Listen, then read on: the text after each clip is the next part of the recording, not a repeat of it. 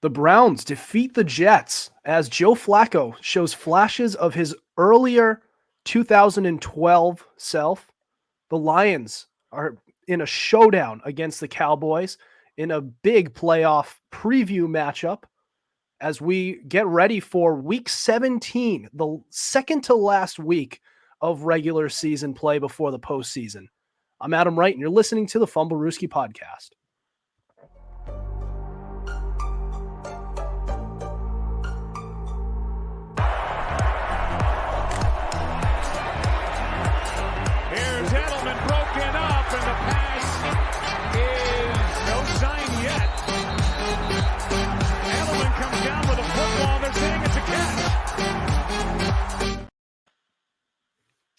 Welcome to the Fumblerooski podcast by Power 88 and Secret Weapon Consulting. I'm Adam Wright with CJ Medeiros. And guys, we have a big show planned for you tonight. As I mentioned, we are on to week 17, so the second to last week, right before the postseason. Lots of playoff implications and lots of game picks coming up in this episode. We're going to talk about Joe Flacco and how far he could take the Browns in the postseason now that they're in. And the Lions and Cowboys. It's a big matchup. Lots of playoff implications in there. And joining us to cover all of these topics, we got Ian Mulhearne and Aaron Wise, two special guests for the 1,000th time. But why don't you guys introduce yourselves? Welcome back. All right, so I'm Aaron Wise. I'm from Illinois, and I'm a Jet fan. I'm Ian Mulhearne. I've been on this show 100 times. I'm from New Jersey, and I am sadly a Carolina Panthers fan. Yeah, and two Patriots fans. A lot of cellar-dwelling teams right now. But we love the NFL. We love talking about all of it. So we're just gonna go on to the teams who are playing meaningful games and talk about the Browns, who on Thursday Night Football destroyed the New York Jets 37-20. Joe Flacco, 309 yards, 3 touchdowns. So this is Joe Flacco's fourth straight game throwing for over 300 yards. This guy has been killing it in 5 straight games of multiple touchdown passes. So since he has joined the Cleveland Browns, this guy's been killing it. And we've seen some of us who have been fans of the league for quite a while now are starting to have flashbacks of 2012, back when this guy had a relevant career, and he hasn't been a full-time starter since 2017. So this guy has quite literally not even been in the league. And he earlier on this season, he was calling other teams, not the other way around, to get some starting reps. Most teams did not want him, except the Cleveland Browns later on in the year when they went through 3 quarterbacks.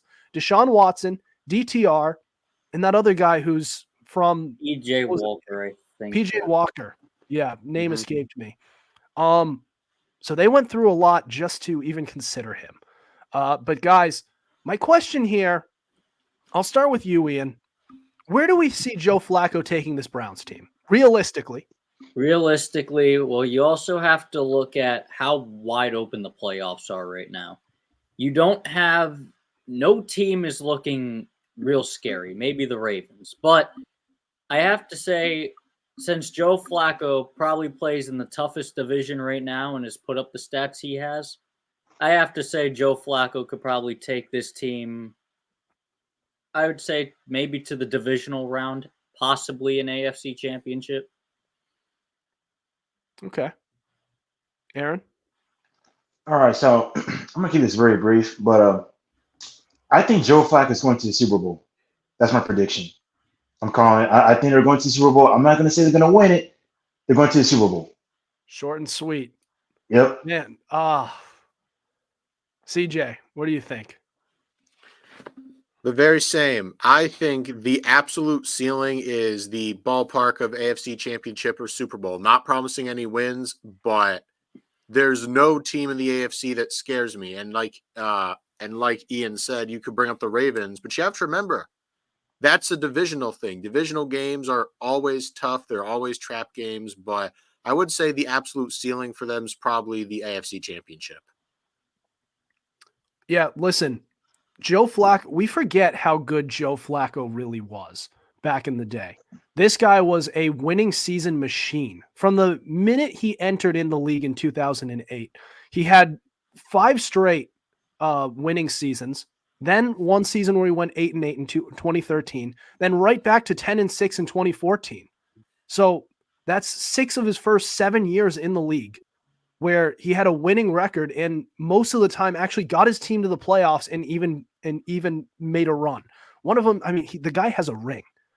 So you look at that part, that Joe Flacco, like we forget that what Joe Flacco really was when he was in the prime of his career. And we also forget how much talent this Browns team actually has. They've had some injuries in that offensive line. I'm not going to deny that. But Jerome Ford has been a pretty good replacement for Nick Chubb. He's pretty good. And Kareem Hunt still kind of has it. They also have Amari Cooper and Elijah Moore and David Njoku. So this team is loaded with talent. And I haven't even started on the defense, which is arguably the best in the league right now. So if this guy can still play at the level he is capable of playing, which he has, the talent around him should figure it out for itself. And we're seeing that right now. He knows how to use Amari Cooper, his best weapon, who wasn't even playing last night. So I got to say, maybe I do have the Browns in the Super Bowl. I'm not saying that they will go, but that is definitely their ceiling. And as long as Joe Flacco can play how he's playing right now, then I think they should do it. That's my pick. I think that is their ceiling right now because they just have that good of a team. And they had that much potential going into the season as well.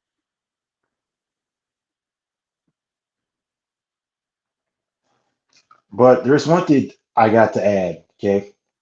Yep. Joe Flacco, congratulations. All right. Going to the playoffs, congratulations. He became the first quarterback in 33 games to be the first quarterback to throw over 300 yards against the Jets defense. So congrats. That's all I got to say. Against the Jets. Oh, man. One other thing that I really want, and even if we don't get a Joe Flacco Super Bowl, which would be a great storybook ending to this season, which has been a crapshoot. I want a Joe Flacco versus Ravens playoff matchup. Yep. I think that would the be win incredible. AFC And Championship. that would mean that, and I think that would happen in the AFC Championship because they're not going to face each other in the first round. The Browns have too good a record for that. They have one of the higher wild card spots. And the Ravens are most likely going to have the number 1 seed. So when you look at those two factors, they would end up facing off. I believe they would face off in the AFC Championship. Is that correct? If it stays how it is now, then yeah. Oh, man. That would be the best AFC Championship matchup of all time. And even if you're a fan, because I know the AFC North has some of the most brutal rivalries of all time. Mm-hmm. Even if you're a Steelers fan and you're a Bengals fan who may not even be in the playoffs, you got to root for a matchup like that. Now, I'm sure Tuck would like that as well, because I just think it would be that fun of a matchup. And the storylines beyond just being division rivals. Just the fact that it's Joe Flacco facing off against his former team. What a story would that be, wouldn't it? That'd be crazy. That'd be awesome. But I do got one question for you guys, okay? If Joe Flacco wins the Super Bowl this year, do you guys think he's a Hall of Famer? Easily. No. Easily. I don't know. I think it could be. I think it's just I don't know. The Hall of Fame, like on a short little tangent here, has started to morph into the Hall of Very Good. Because I don't know of a time where Joe Flacco, where we'd look at him and say, you know what? He has a shot or a case to be best quarterback in the league. I don't even know if he's ever been consensus top 5. Maybe one year if he was lucky.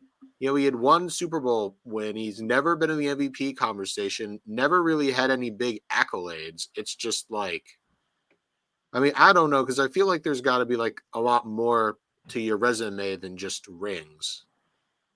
Well, to piggyback off that, he's never thrown for more than 30 touchdowns in a season. And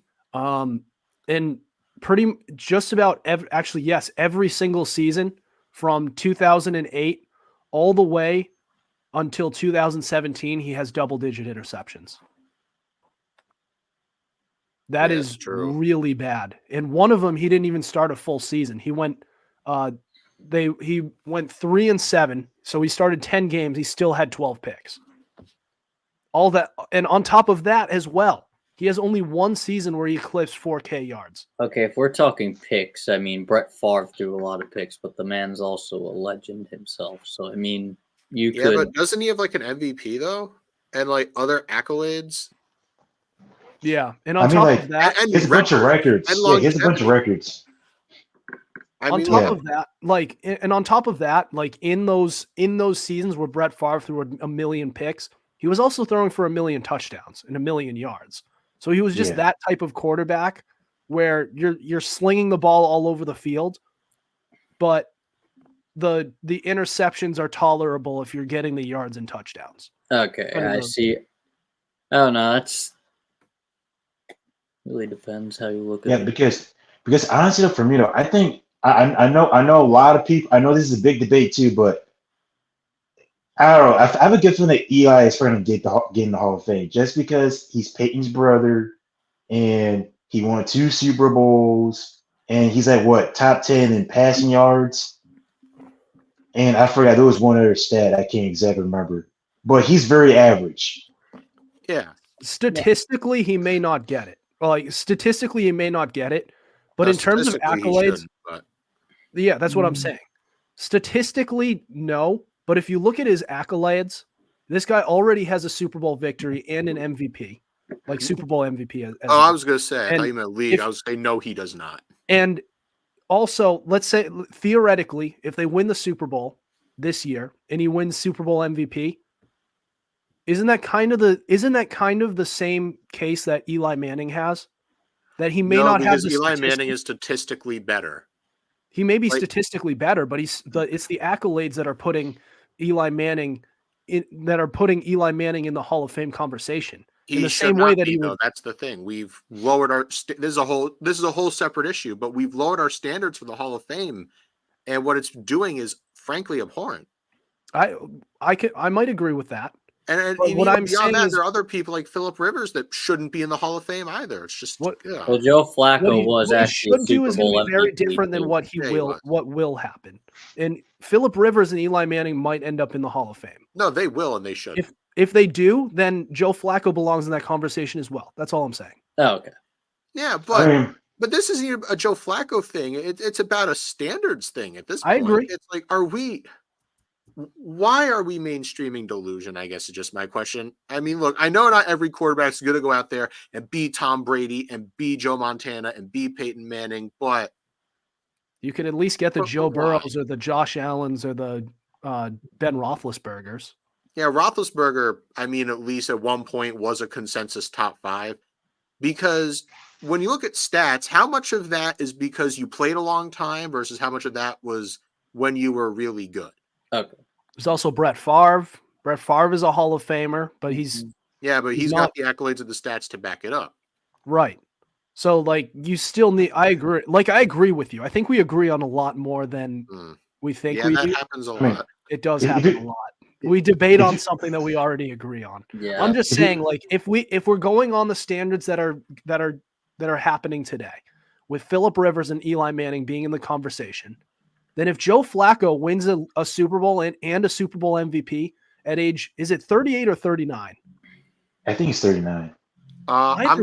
He's 38 right he now. Already has a Super Bowl MVP. Either way, so a 38-year-old who's been out of the league practically for the past 5 years comes back into the league, tears it up like it's 2012, 11 years ago, and then turns around and wins a Super Bowl MVP. And wins the Super Bowl and Super Bowl MVP. He belongs in that conversation if Phillip Rivers and Eli Manning are there. That's all I'm saying. That's true. Yeah, if you think about it though, but like there's been worse like players that made the Hall of Fame, like Joe Namath. Like his stats wasn't that good. Like he had way Yeah, more but picks and touchdowns. that was a different era, though. You know what I Yeah, mean? no, but The thing is, we have to consider that. If you look Yeah, no, at but I the was just if you look at the era that Joe Flacco played in when it came to defenses, that's all I'm saying. I mean, like Patrick Willis and a few others. I mean, he's played some really hard defenses. Yeah, fair. Yeah. All right. Well, we're going to move on and we're going to get to our game of the week. So the Lions at the Cowboys in Saturday night action, 8:15 p.m. Eastern Standard Time. We're going to preview all the ins and outs of that game next. This is the Fumblerooski podcast.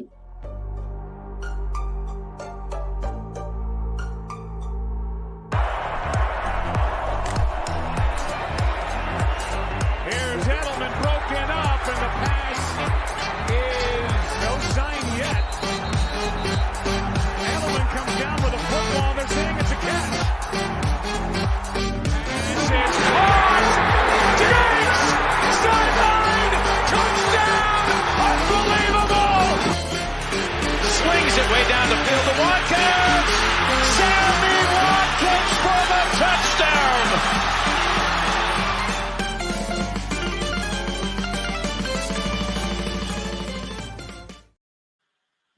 Welcome back to the Fumblerooski podcast by Wright and CJ Weapon Consulting. I'm Adam Wright with CJ Medeiros, special guests Ian Mulhearne and Aaron Wise. All right, so we have reached the game of the week portion of our Friday show. So we look at the most highly anticipated matchups for that week's slate of action. And we are on this week's pick is the Lions at the Cowboys, Saturday night at 8:15 p.m. Eastern Time. I know a lot of people don't like Saturday Night Football, but I love it. I like it. It shows that we're kind of in the end game of the regular season. We're starting to gear up for the playoffs. And also, listen, call me crazy. I'm not the biggest college football guy. So when I get football on Saturday, it's just, I love it. It's awesome. No disrespect to college football, but I'm just I like the real thing. I'm from the Northeast. All right. So Lions at Cowboys, both teams in similar spots. So 11-4 is Detroit. They are currently in contention for the 1 seed. In Dallas, they are 10-5. I guess they're technically in the race for the 1 seed. I don't know if they are in the race for the 1 seed or not. No, The Lions or the Cowboys? the Cowboys. If they are, I know it's far fetched, but they're It's 10-5 very right slim. now. It's very slim because of tiebreakers. Because Right. the 49ers beat the Cowboys. Right. So this has some major playoff implications to it. If the Lions lose, then they're very much out of the race for the 1 seed. On the other end, if the Cowboys lose, now I'm not saying that they have a good chance at the 1 seed, but they at least have a solid shot at their division. And if they lose this game, they could kiss their divisional hopes goodbye. And also I could probably cross them off as a potential Super Bowl contender. Probably not if they lose this game. But guys, what are your thoughts on this matchup? Ian, I'll start with you. I think the key thing here is, the Lions have lost some questionable games, but I feel like them as a road team is extremely dangerous because when it comes to the Lions on the road, I mean, they have proven that their offense can be very explosive. And you know what? The Cowboys just haven't looked that great either in some games. I mean, for example, against the Cardinals, which they lost. I mean, that just proves to you that, both these teams are neck and neck against each other. But I would say the Lions, not by much, but I would give the slim edge to the Detroit Lions here. All right. Aaron? All right. Well, I'm going to keep this brief because I'm not really a big Cowboys fan. No, I don't really like watching it. But okay, with the game, all right? Both of these teams are frauds, all right? I don't trust the Lions. I just think this is a fluke season, man. I'm going to be honest. I think it's a fluke. I don't think it's going to last long. They'll probably be one and done in the playoffs. I think the Cowboys are going to win this game just because they're home, because they're a different team at home. And both these teams can't be a good team. So it's finally going to end tonight. No, not tonight. Tomorrow. maybe tomorrow, of which team could be a good team or it could be a tie. But I got the Cowboys win this one. All right. What are your thoughts, CJ? What say you? I would say put me down for Dallas because I'm going to put all cards on the table. They're at home. The Cowboys are statistically one of the best home teams, and I think most of their losses have come on the road. In fact, all of their losses might have come on the road. They might have had like one loss at home, but either way, it's just it's a tale of two teams. And Dallas at home is almost unbeatable, but Detroit, they're road warriors. Like Ian said, they're very good. And I don't think the Detroit's just going to roll over and die. It's going to be a high-scoring shootout. But if we're analyzing the trends, then it should be Dallas's game to lose. But I do think it's going to be a bit of a shootout. The big difference maker for me is that I do not trust Detroit's defensive backfield. I really don't.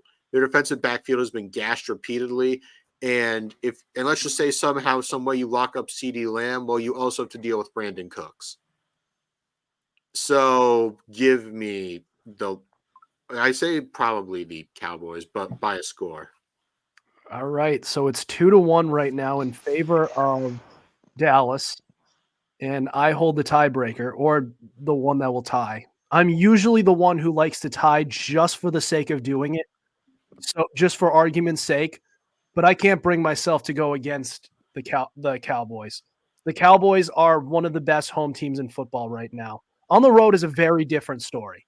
But this team, not only are they fighting for playoff positioning, they're fighting to stay at home in the playoffs, at least for one game.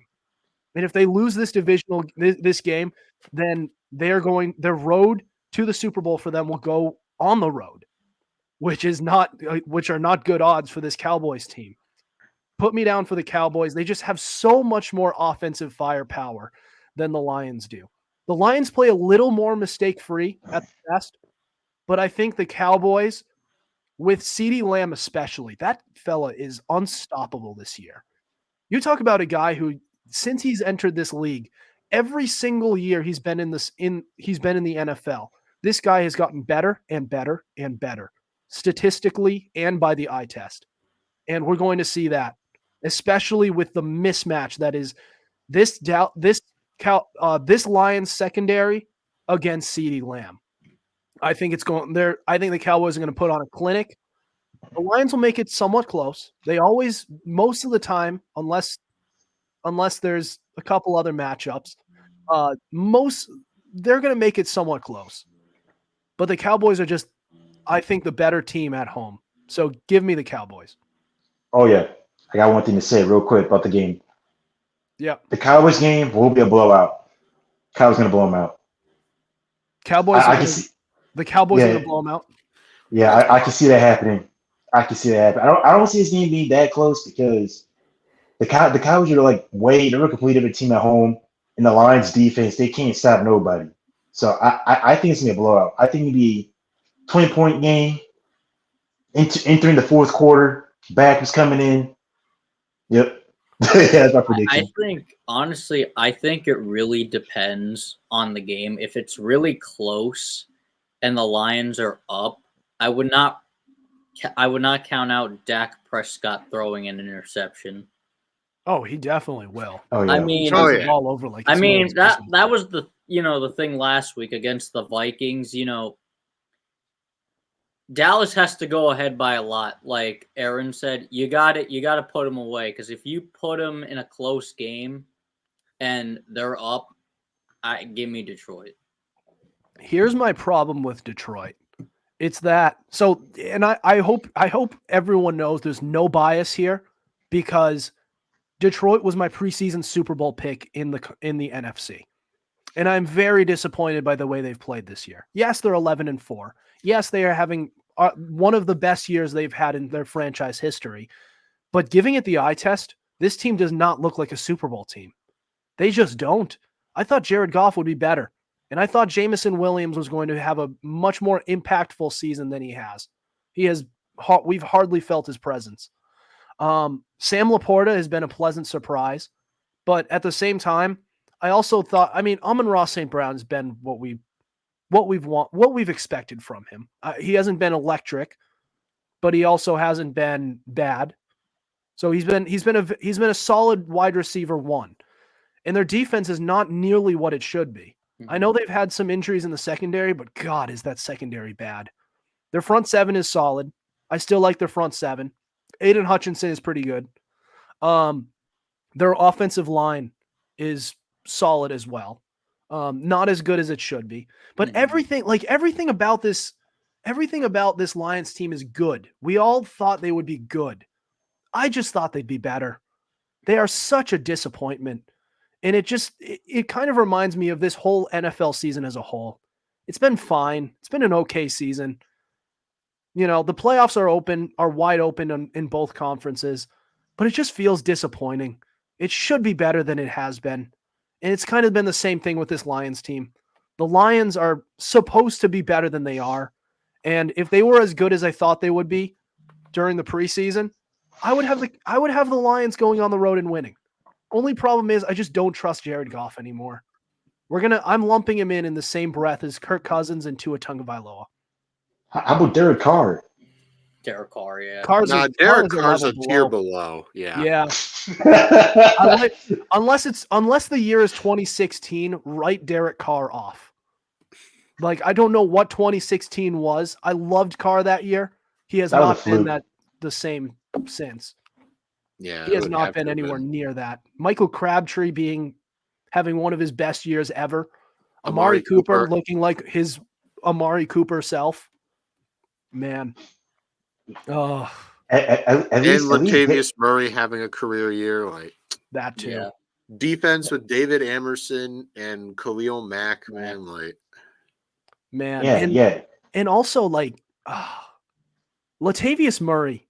You talk about a running back who was a backup who had no business being a backup. Whenever he was thrust into a starting role, he was awesome.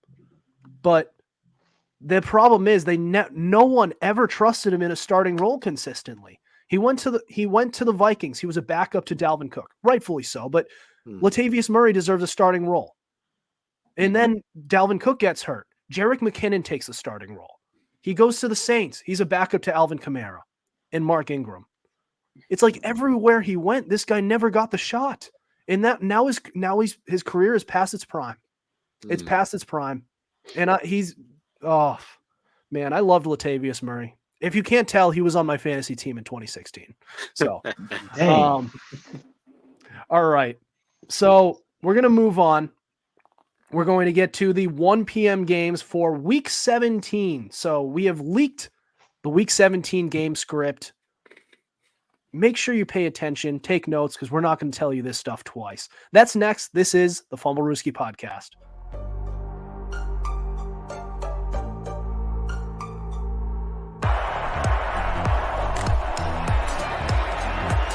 Here's Edelman broken up, and the pass is no sign yet.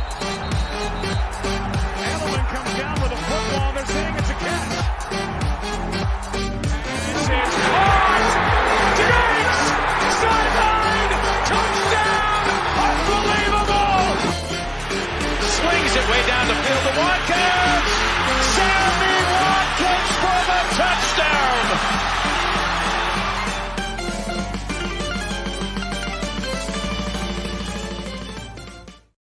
Welcome back to the Fumblerooski podcast. Adam Wright, CJ Medeiros, special guest Ian Mulhearne, and Aaron Wise. All right, so we have reached the game picks for our 1 p.m. slate of games, Eastern Standard Time, of course. So we go around the table, just a few seconds we spend giving our picks, slight reasoning, don't even need a score prediction, just boom, go. All right, we're going to start off with the Patriots visiting the Bills. And I'm going to keep this one short and sweet. Give me the give me the Bills. This Patriots team has won too many games already. And they need to remember that they need to bottom out and be in contention for Marvin Harrison Jr. All right, Ian, what's your pick? I'll just keep this fast. Give me the Bills. Just the Bills? Yeah, yeah. I Yeah. mean, it's the Patriots. There's really nothing to explain here. Exactly. All right, Aaron. All right. All right. Well, I got the Patriots. Poof. I got the Patriots. Blaze happens to get 4 touchdowns. Bill Belichick still wants to win. That's upset. Sure. I mean, they did upset them with It's gonna Matt. happen. Now, here's the thing. It's in Buffalo. So, and I know they just won in Denver. Give me the Bills, but it's going to be an unsatisfying win for Bills fans. You know, I mean, I think the Bills are going to win, but it's going to be much closer than it should be. Let's just hope this is not a since it's probably going to be in the snow or something. Let's just hope it's not going to be like a Raiders Vikings game. Please God. just lose the freaking game, Patriots. You are supposed to bottom out, and you've won 2 of your last 3 games. You have literally played yourself out of a top 3 pick when you were at 2, literally 2 days ago. Like, Wouldn't let that happen to me. All right, we have a more event. We have a more eventful event, a more eventful game here in the Dolphins, who are visiting the Ravens. The Dolphins are still technically in the race for the number 1 seed, but the Ravens have it. And if the Ravens, and don't look now, but this Browns team with Joe Flacco is still technically in contention for not only the division, but the 1 seed. Ian, what is your pick? You know what? If we're going off statistics in the past couple years, give me the Ravens over the Dolphins, because I don't know if you guys know the history between that, but every time these 2 teams seem to play, the Ravens always manage to blow out the Dolphins. All right, Aaron. I like to say Miami, but they haven't really beat a good team yet. So I got the Ravens. CJ? Well, I've got to go with the Ravens because you saw how they manhandled the 49ers with all those weapons. Well, guess what? Miami has weapons too, and Jalen Waddle's not going to be playing. He was just ruled out with a high ankle sprain. And now, if you're the Ravens, you're free to double team Tyreek Hill as much as you want. So, yeah, give me the Ravens. Also, the Dolphins' defense ain't going to do jack against Lamar. Give me the Ravens. The Ravens are the team that is proven to be the team to beat. And it's about damn time, because every single year in the first half of the season, Lamar Jackson and the Ravens look like that team, but they always get hurt halfway through the year. This is that projection of what it would look like each one of those years if they would actually stay healthy. The health has been not a factor this year. Actually, at least not as much, because J.K. Dobbins is still gone with a torn Mark Achilles. Andrews. And Mark Andrews is gone for the season. But give me the Ravens. The Ravens have shown that they can stay healthy, which has been the biggest factor here. The Dolphins have just beaten their first team above 500 in over a year and a half. That's not going to continue. So it was the road Cowboys. So it was against the Cowboys, which doesn't count. All right, so give me the Ravens on that part. All right. Now we move on to our next matchup. The 7-8 Falcons are facing the 6-9 Bears. The Bears team that looked like they were going to have 2 top 2 picks doesn't look like that anymore. The Bears, with at least their own first-round pick, have played their way out of the top 5 in this year's draft. Looks like they've been trying to play to show whether or not Justin Fields can play, and he's shown some life. What are you guys picking? You know what? I just straight out the gate, this isn't even a debate for me anymore. Desmond Ridder, you're a fraud. Give me the Bears, because honestly, listen, if you're losing to the Panthers with only 2 wins, forget about it. I'm just sick of the Desmond Ridder hype. Give me Justin Fields. All right, Aaron? All right, well, the Falcons are frauds and always will be. I got the Bears winning, and I actually got the Bears going to the playoffs. They're sneaking in with 1% to go into the playoffs. Interesting. I love the boldness. I do. I like the ball. Yeah. That's ballsy. Let's see if it works out. I don't know. Love it. I love it. All right, CJ. Well. according to me, the winner of this week's, not a Super Bowl, but a toilet bowl, will be the Chicago Bears. Because you have a coach in the Falcons who, for some reason, can't quite figure out how to use his best players. Wouldn't let that happen to me. But yeah, I just think Chicago, Fields is fighting for his life. He's got something to play for. You got DJ Moore, decent defense. Yeah, the Bears defense actually been pretty good these past few weeks. So yeah, I will take Chicago over Atlanta every day of the week. And they need to fire Arthur Smith. They won't, but they should. You guys give very good reasons to pick the Bears, but I'm going the Falcons. The Bears, yes, they have a lot of players and coaching staff who are playing for their lives. But don't forget the Falcons are doing the same thing. And they do have talent. The Falcons just beat the Colts 29-10. So if they could just figure out how to use their talent, because they have some high-end talent there everywhere you look. Their defense is pretty good. Their running back is among the best in the league, one of the best young running backs out there. Drake London, Kyle Pitts. And I guess if Desmond Ridder has all these pieces and a good offensive line, give me the Falcons. They're also fighting for some things too. And Can't they are have too still many technically, sweeps, huh, Adam? we can't. They are still technically in the playoff race. They do have that going for them. I'm taking the Falcons. All right. Fair. Moving on to our next matchup, we have the Raiders, who are 7-8 and technically have an outside shot at a playoff spot, with the Colts, who are 8-7, who have the last spot right now. And they're barely hanging on to it by the skin of their teeth. So must win for both teams. Who are we picking, Ian? You know what? If you could beat Patrick Mahomes without completing a pass since the first quarter and, doing what they did in clutch moments, I have to say, after the Colts lost last week, that was a terrible loss. I'm going to go the Raiders on this one. I believe in Antonio Pierce. Wait, is it Colts and Raiders? Yeah. Yes. Oh, okay. Colts are hosting. Colts are hosting? Oh, okay. I really like Gardner Minshew a lot.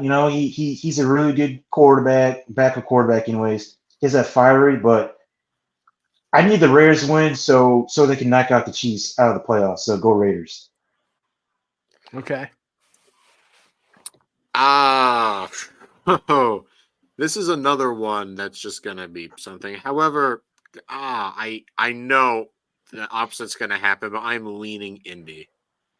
And the reason I lean Indy is solely because the Chiefs, I think, are extremely fraudulent. I know it's Patrick Mahomes stuff, but still, just the Colts do have better weapons, with Alec Pierce, Michael Pittman, Mo Alley Cox, Jonathan Taylor.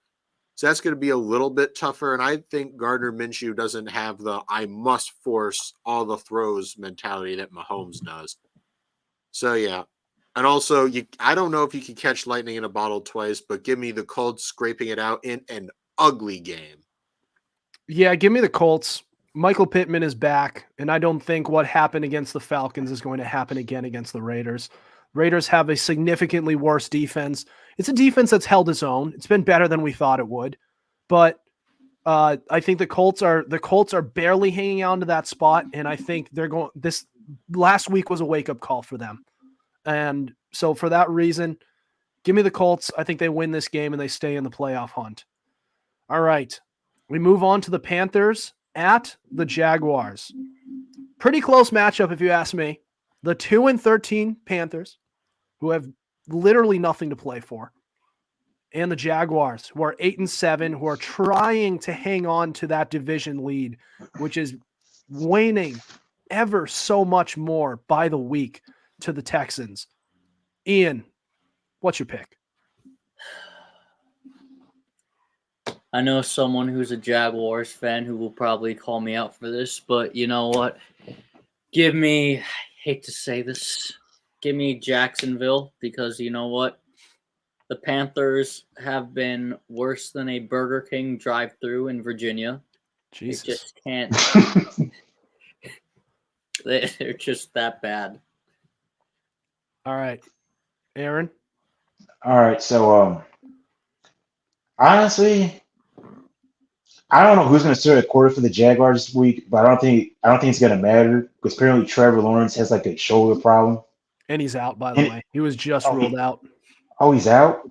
Yeah. Yeah. Oh, so that's his first time missing an NFL game. That's impressive. Yep. But anyways, To my knowledge. the Jaguars still should win this game. CJ Beathard dropped 5 touchdowns, and Jaguars will win this one in a blowout. All right, CJ. What say you?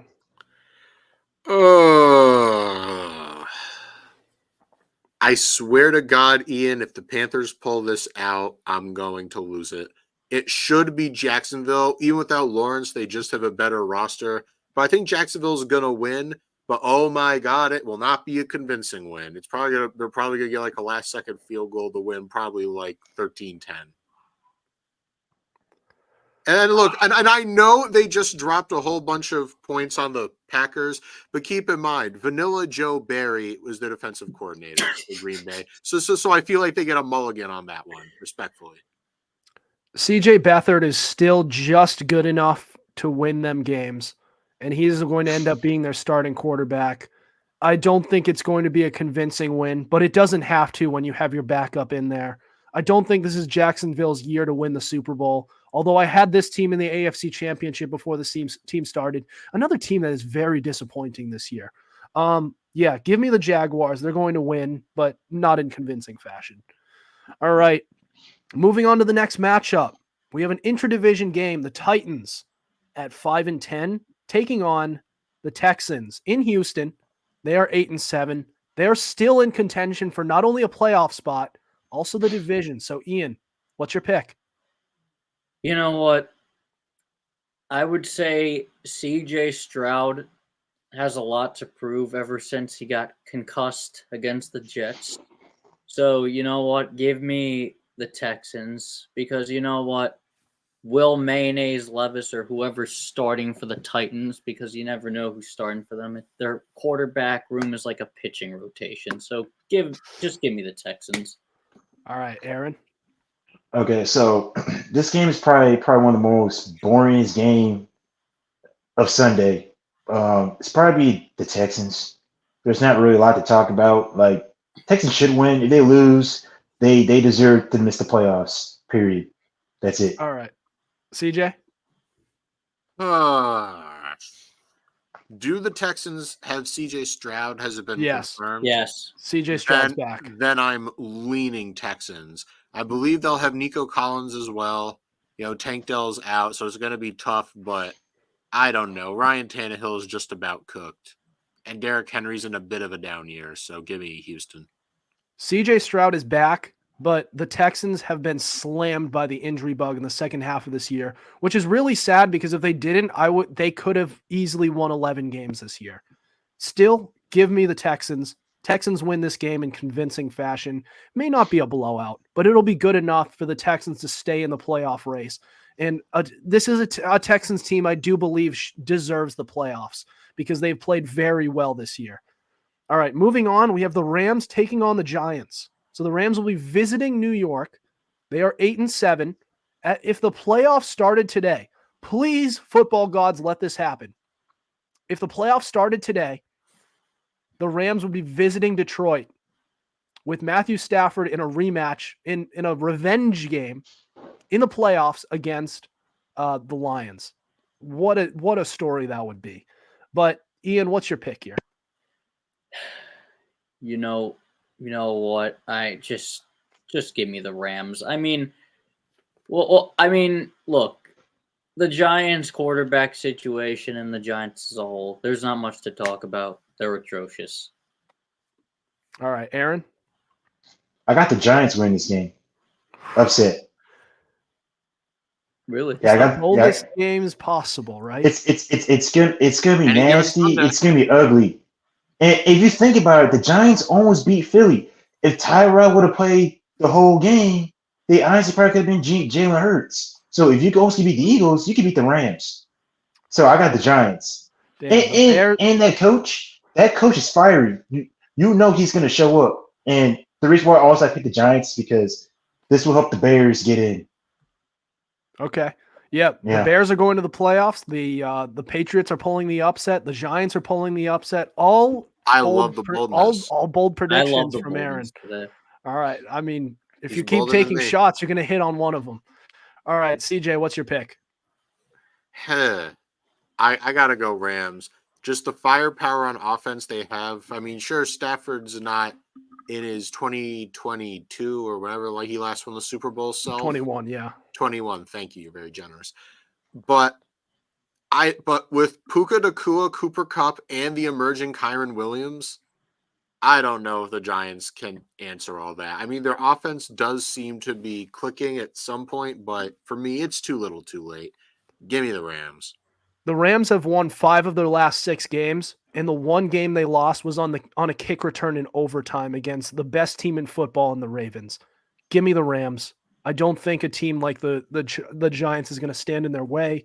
And they kind of lost their momentum from the Linsanity run of Tommy DeVito. That is long gone. They just benched him for Tyrod Taylor. So give me the Rams. It's not going to be close. All right.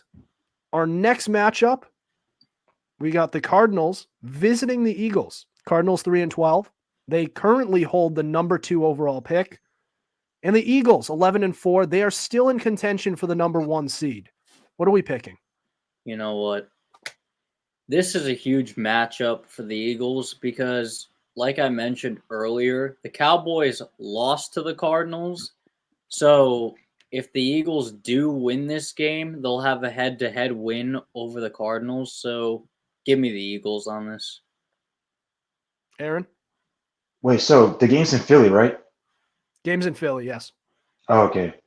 I got the Eagles win this game, but it won't be a blowout. I see this game being kind of close, just because the Cardinals this year they've shown time and time again they're a pretty gritty team despite the record. Like I think the Cardinals are better than the record is, but I got the Eagles in a close one.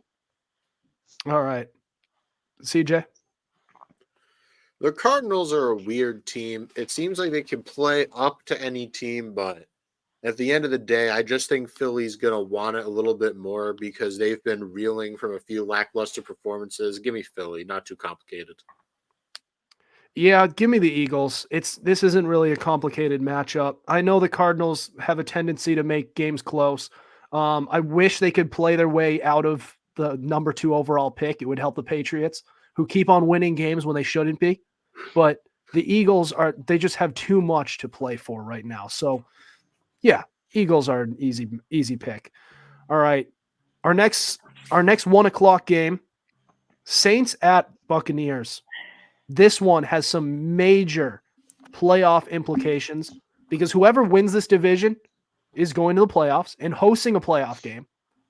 Whoever doesn't win this division, which is would seem obvious, but we need to add that extra emphasis on it, will be out of the playoffs, like completely by a lot. And we'll probably have a top 5 to maybe even 10 pick in this year's draft. Saints are 7-8. Buccaneers are 8-7. Buccaneers have been dealing lately. Ian, what's your pick? You know what? Listen, I mean, this is a quarterback who I really appreciate and I think does get overlooked a lot because of some down games, but give me Baker Mayfield. I think the guy has been playing out of his mind, and I think he'll beat the Saints. Derek Carr is not great. Saints aren't great.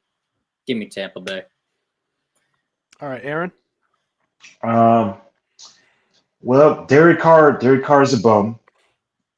He's not good. Never will be good. I got the Bucks win. It's won by 14 points. All right. CJ?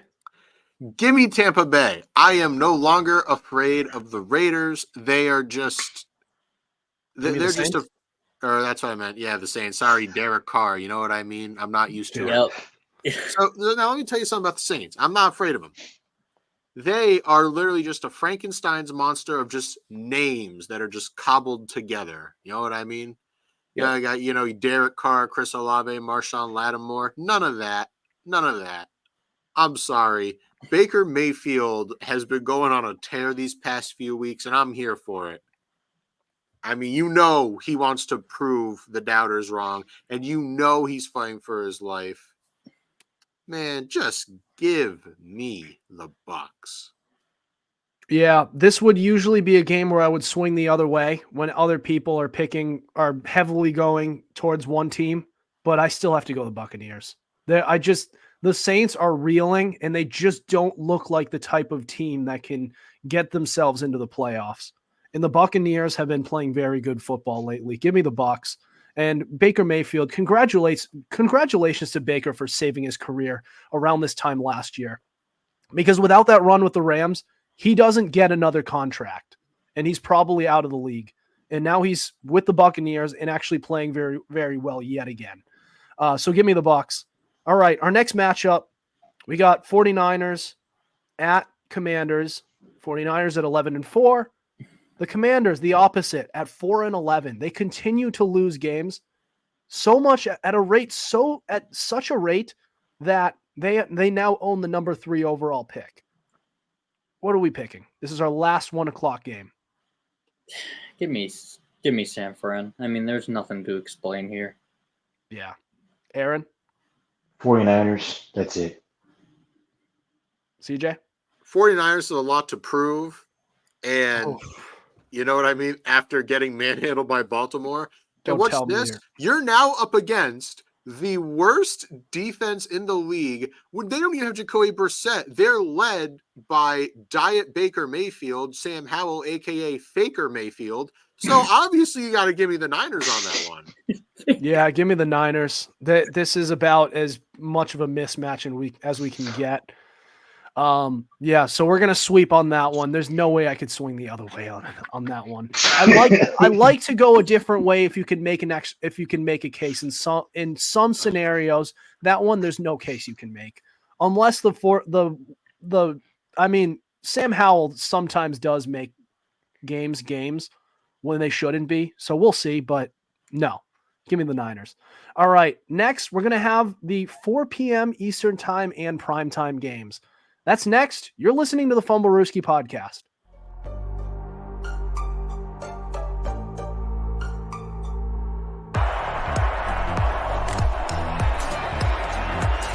Here's Edelman broken up, and the pass is no sign yet. Edelman comes down with a football. They're saying it's a catch. This is caught. Diggs! Sideline! Touchdown! Unbelievable! Swings it way down the field to Watkins. Sammy Watkins for the touchdown.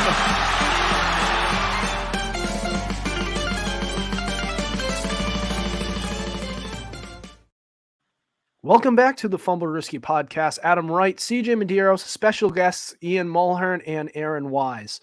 All right, we've reached the 4 p.m. slates of Week 17 action, and we're going to kick it off with a good one. So the Steelers at 8-7 are visiting the Seattle Seahawks, who are also 8-7 so far this year. Both teams fighting for their playoff lives. They are both in different conferences, but they're just barely on the outside looking in. Ian, what are you thinking? You know what?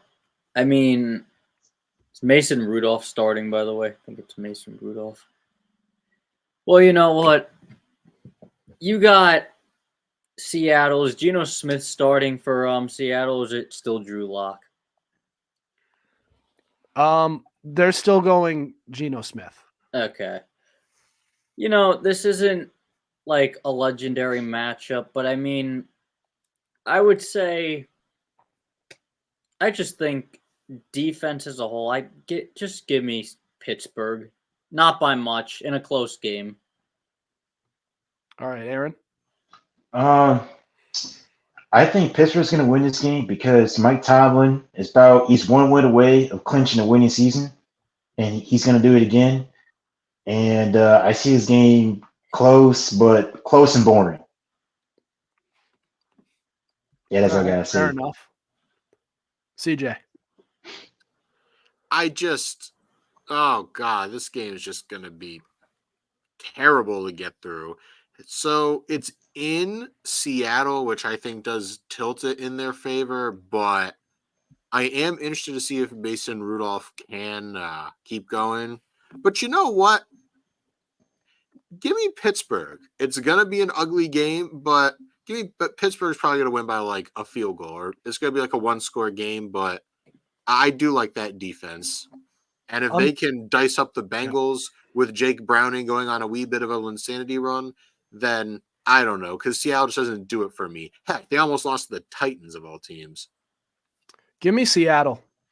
I think Seattle has the most talent on this team, and they know how to use it a lot better than the Steelers do. I think that offense is a lot better run than the Steelers this year. The Steelers have the personnel. They don't know how to use it. Very similar. Very similar to the Falcons, who have an even more severe case, but still. All right.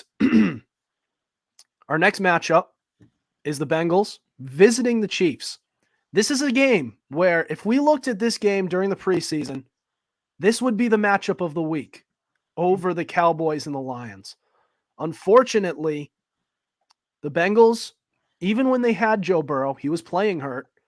And the Chiefs, on the other hand, they have been a big disappointment themselves. Now, we all thought that, a couple of us thought that they would fall off a little bit. I don't think we expected this much. But Ian, what are you thinking? You know what? I'm just gonna go out and say it now. Give me Jake Browning and the Bengals. I feel like something in the air is telling me Jake Browning is gonna go off against this team. And you know what? I listen, if you're losing to Aiden O'Connell, who I believe had under 100 yards passing, just give me Cincinnati. I just don't think this Chiefs team deserves to make the playoffs. Aaron? Well, I got the Bengals winning this game. I can get this. I can see this game getting real nasty. Like I can see this game being vicious, man. I can see Jake Browning getting 300 yards. Jamar Chase is gonna get almost 200, not quite, but almost 200 yards receiving. Joe Mixon, he's gonna have fun out there. Like I can see this game getting real bad, man. I can see Mahomes yelling again, screaming, hollering. It's gonna be the Taylor Swift disaster game. So I got the Bengals winning by 17. They're going by 17. Bounce back. All right, CJ. I don't know what to make of this game. I am not afraid of the Chiefs, and Jake Browning really looked like how Jake Browning was supposed to. But I will also ride the upset train. Give me the Bengals probably by like 1. It's gonna, because plain and simple, I am not afraid of the Chiefs. I'm really not. Give me the Chiefs. Give me the Chiefs in this matchup. I'm still, listen, we're still forgetting that Patrick Mahomes is Patrick Mahomes. And he still does have Travis Kelce. And the biggest factor in this matchup is the defense that the Bengals on camera have been underselling. I'm looking at you, Jamar Chase, who may not even end up playing, by the way. We are forgetting that Algerius Sneed exists and Trent McDuffie exists, who have actually been playing lights out this year. I think that is going to be the biggest X factor in this game. Give me the Chiefs. The Chiefs still have it. The Chiefs are still going to be division champions. They're still going to go 11-6, and they are still a legitimate threat in this league. Give me the Chiefs. All right. We got, for our next matchup, the 5-10 Chargers against the 7-8 with Jarrett Stidham starting now, because the $250 million man who was supposed to lead this Broncos team to the promised land has now been benched. And according to a report by Diana Rossini of ESPN, he's in March. This guy is going to get cut. So things do not look good for the Broncos right now. But Ian, what is your pick?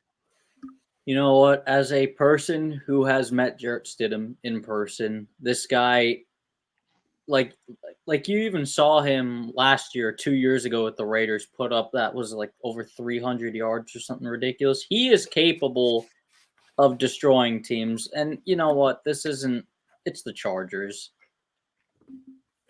Just give me Denver because you know what? I think Denver has enough talent to beat the Chargers. All right, Aaron.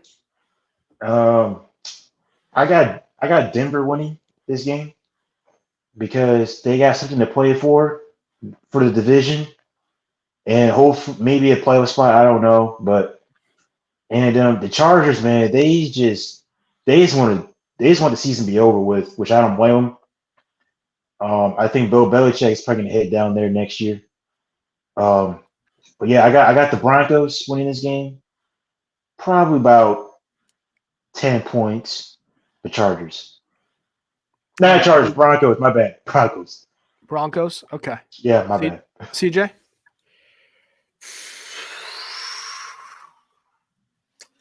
Oh my God. You know what? The Chargers are just so lost with Easton Stick at the helm. Their defense is woefully underperforming, and Mr. Unlimited looks like has finally hit his limits. Give me the Broncos in probably one of, if not the ugliest game this weekend. Yeah, I do believe that the Broncos are going to be a little rejuvenated with a new quarterback. And Jarrett Stidham, in the limited time in the past couple of years he has been able to play, he's actually played pretty solid. So, yeah, give me the Broncos. I think the Broncos win this game. They're just a little – they're both bad, but one looks a little more functional than the other. And I think when you make significant changes like this, whether it be at the head coaching position or the starting quarterback position, it usually helps out a little bit in the short term. So in that case, give me the Broncos. All right. We have the Packers visiting the Vikings. Both teams are still technically in the playoff race, and they could make it back in. We'll see. But what is our pick here? You know, this is a hard matchup to really predict, but you know, Nick Mullins, he's okay, but give me Jordan Love. I think Jordan Love has a lot more to play for. They both do, but I feel like Jordan Love has a lot more to prove. Give me the Packers. Not by much. Aaron? I think the Packers are going to win this game because the Vikings are just toast now, man. They're toast. What's his name? Josh Dobbs, done. Who's his name? Nick Mullins can't stop throwing picks. Like he just can't stop giving people Christmas presents, early ones. He just can't stop it. And there's some Hall dude, never even heard of him. I don't expect him to do much anything. So I got the Packers winning. They did more, and I can see a Packers Bears game battled out maybe for the last playoff spot. Give me 2013 vibes again. Got the Packers. Yeah, CJ, what's your pick? The Vikings are a weird team because Justin Jefferson is still playing lights out despite not having Kirk Cousins. You know, Nick Mullins just throws around the ball like he's playing in the backyard. And they were able to keep it close with the Lions. And when you take all this, you realize that they are going up against Vanilla Joe Barry, the defensive coordinator of the Green Bay Packers, who gave up 30 to the Panthers. Once again, no disrespect, Ian. But at the same time, you can't throw that many interceptions, which like I said, Nick Mullins just is so careless with the ball. It should be the Packers, so I will go with Green Bay. I am not confident in this, though. Yeah. Give me the Packers. The Packers they look like the most complete team. If the Vikings had a competent quarterback, a Kirk Cousins level quarterback who they might have on their roster, may have next year, not sure. We'll see. But they have a lot on that team in terms of talent. They have Jordan Addison, who no one's talking about. They have TJ Hawkinson, who's now hurt, by the way, out for the year, but they still had him this year and was one of the best tight ends in football. On top of that, Justin Jefferson's been playing lights out. Even coming back from an injury, he still looks like his normal self. Only problem is their quarterback position sucks right now. So with that in mind, give me the Packers. The Packers should be that team that at least is knocking at the door at a playoff berth. Their defense, while the defensive coordinator situation is bad, they still have good personnel. Their offensive line is not the best, but their quarterback has been able to overshadow a lot of their deficiencies, which leads me to believe that they have found that franchise guy. So good for them. I don't know if they're definitely not going to be in contention this year. They may or may not make the playoffs, but I consider this season a win for the Packers in Jordan Love's first year as a starter. So yeah, give me the Packers. I think they're going to finish out this season strong. All right. That's all the scheduled content we have for today, but do you guys have any other thoughts before we end the show tonight? Yes, I do. The reason why I picked the Packers to win because I have Jordan Love's 5 rookie cards, so I really need him to perform. Oh, I see. Yeah, that's a viable reason, I guess. All right. I got a Super Bowl prediction right now. All right, let's see it. And Let's I've been locking it in. You know, I see all the NFC teams and the AFC teams. Give me the same matchup we saw last week. Give me 49ers versus the Ravens, round 2. 49ers, Ravens, round 2. I hope that isn't the matchup because the Ravens blew doors on the last matchup. You know what, though? Look what I get it was that one game, but you got to remember what the 49ers did to the Eagles in Philadelphia when they wanted revenge. Oh, yeah. Sure. Yeah. It was 2 different seasons, though. Yeah. All right. Well, so I think if that's all that we have, all right. So that'll do it for us tonight. Thank you for listening to us. We have new episodes out on Tuesdays at 7:30 p.m. Eastern Standard Time and Fridays at 5 p.m. Eastern Time. Be sure to subscribe to our YouTube channel. We have all our episodes available on Spotify, Spreaker, Apple Podcasts, iHeartRadio, Google Podcasts, and so much more. Also, be sure to follow our Instagram at Fumblerooski_podcast and our TikTok at FumblerooskiPod to keep up with our podcast and the latest coverage on the NFL. Otherwise, we will see you next week. Over and out.